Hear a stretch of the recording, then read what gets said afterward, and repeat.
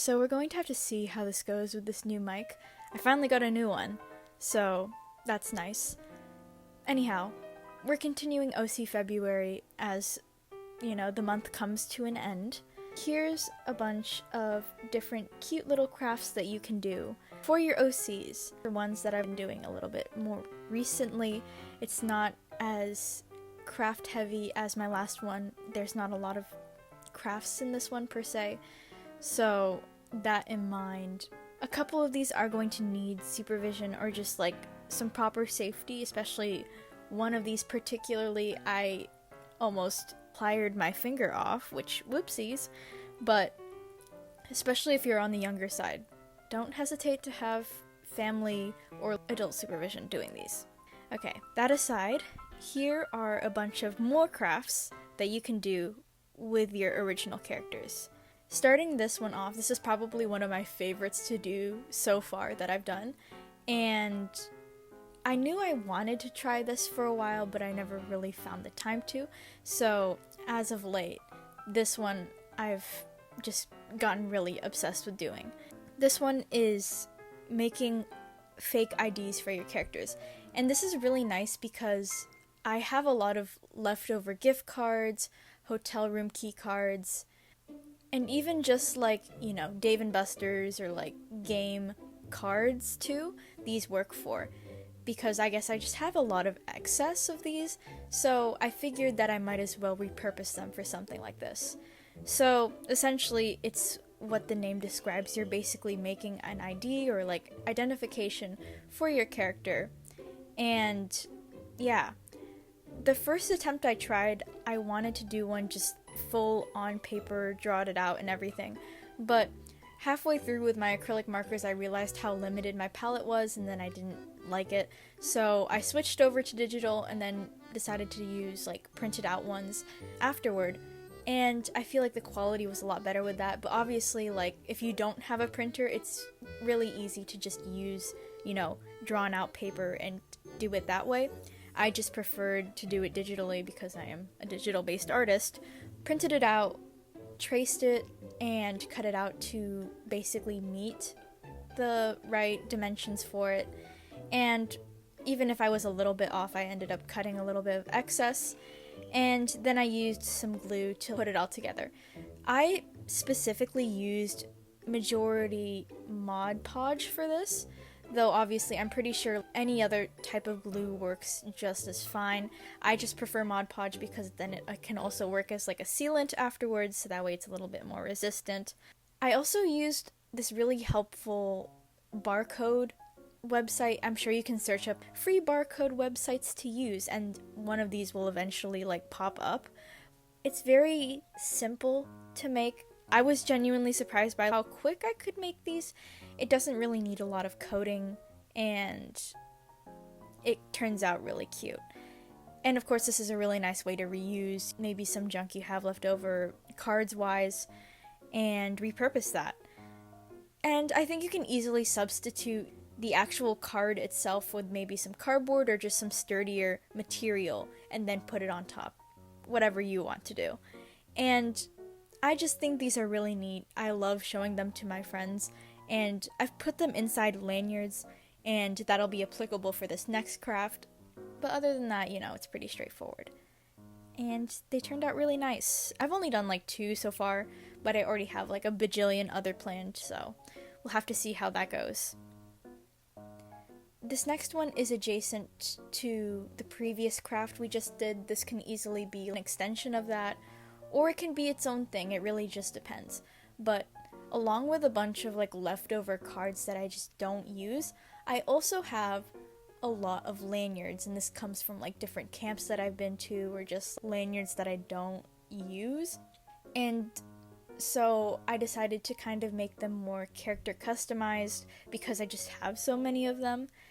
And this kind of goes hand in hand, where you put in the card, if you used a card or just made one, or you just wanted to cut out a piece of paper and put that inside, and then customize the border. I just used stickers and acrylic markers that I had on hand, but this is basically just creating a sort of border for that lanyard. And what I did is I also, on the back of the lanyard beside the card, I also did like a short little illustration. And I think this is an easy substitute in case, you actually use that lanyard for an ID or something. You can just put the little cute design on the back instead of going over the actual lanyard. But I just think it's really cute, and because, again, I want to be more resourceful with my stuff, this is a nice little thing to do. And it's easy to put on already existing crafts that I've talked about in the past, or just things to do with your OCs. Like, these can easily attach themselves onto trinket keychains, or put this on a keychain with the metal pendants that I talked about in the last craft. So these are very versatile, and they're actually usable, so that's always helpful. This next one I have yet to try, but I've been meaning to, but I have a lot of excess hair clips, and I mean a lot. I love collecting hair clips, but it's gotten to the point where I just have so many of them, and I don't really use some of these. So I guess my solution so far is making character OC hair clips. And by that I mean I'm probably just going to be using my metal leftovers from the pendants that I made previously and sketch my little guys and my little characters onto them, and then just glue that onto the hair clips. And I'm pretty sure this is not going to be something that lasts very long, durability wise, because you can't really do much with these types of crafts, and it's going to wear down eventually, especially if you're just using like hot glue. But I think it's really cute, it's resourceful in my case, and they make for great accessories and, conversation starters, because like, oh, what character do you have on your hair clips? And you're like, oh, nah, they're my OCs. And I don't know. I think in concept this can just be really cute. I love putting my little guys into my little fashion stuff. It's an idea, and I'm putting that out there. This next one I kind of had like a eureka moment, because it is also kind of easy to do, especially if you have a clear case, and you are going to need a clear case for this one, unfortunately. But it's essentially just phone case displays, and by that I mean you're just going to be sliding a piece of paper inside of your phone case and putting a design on there and just putting your phone in. So now you have like a really cute phone case design on the back of your phone case. And this can easily be substituted with putting an actual design and then gluing it on top of an old phone case. I think it's really easy because you can just use paper, whatever you have on you, trace out the dimensions of said phone case, and then just sketching and cutting and putting it in. So I think it can make for really cute designs. And the good thing about this is you can easily change it, so it's interchangeable, so you can have different designs that you put inside of your phone case maybe every day, or not even every day, just whenever you feel like it. So I think that's neat. And do with that what you will. This last one is like a little bit dangerous. If you're not doing it properly, I almost flubbed up really bad, and that could have ended horribly. So with that in mind, this next one may be a little bit, not dangerous per se, but you might want to have some supervision with this. So I've already talked about, making metal pins with the back of soda cans, and obviously that one's a lot bigger and it's going to use a lot more resources. So I think this is a really nice alternative, especially if you've already collected bottle caps. I am an avid bottle cap collector. I love collecting shiny things in general, so I have like a whole mug of these. But I think it's cool to just repurpose them as little pins. And I'm sure there's a bunch of different, more in-depth tutorials on how to do this. But essentially, you're kind of bending the back of a soda tab, inserting that into the back of a bottle cap, and you can secure that also a little bit more with hot glue or whatever, and then sticking a safety pin through that, and then using pliers to fold down the parts of the bottle cap to go over the soda tab. And I'll probably be linking some more helpful tutorials on that end because I'm not the best at explaining it. But it makes for some really cute do-it-yourself sort of pins. And then you can draw the designs on the pin however you like. I just use, again, my acrylic markers, which are really nice. But you can also just glue paper on top of that and then draw from there.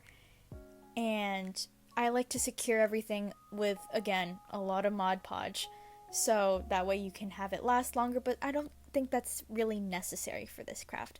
But it's nice because it can go on whatever, and it's, I think, a lot more sturdy than my original idea for, you know, the pins that are bigger, because hot glue and aluminum tend to detach after a while.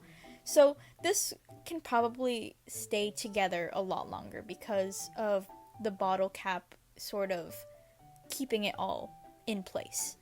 So it's nice, it's cute, and it's fun.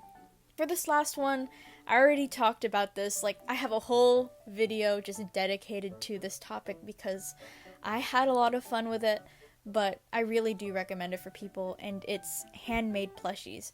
Because, you know, it can get really expensive getting OC Plushies commissioned. What can you do? But also support those artists if you can. But that's not in, like, everyone's pay range.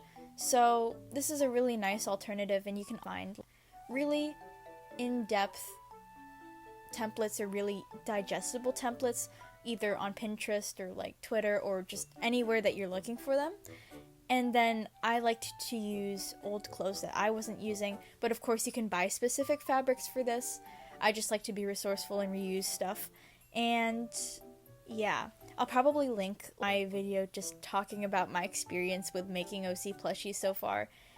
And I just think it's a lot of fun. But of course, do be careful with these because obviously handling needles can be really dangerous if you're not doing it properly. So if you're not experienced, have proper supervision or just guidance. And I think that wraps up all of our tutorials and OC crafts that you can do for now. Of course, if you have some that you'd like to talk about or OC crafts that you like to try, let me know. And I don't know, if you need any like in-depth explanations on how I did any of these, just let me know and I can try to explain to the best of my ability. But yeah, that's all.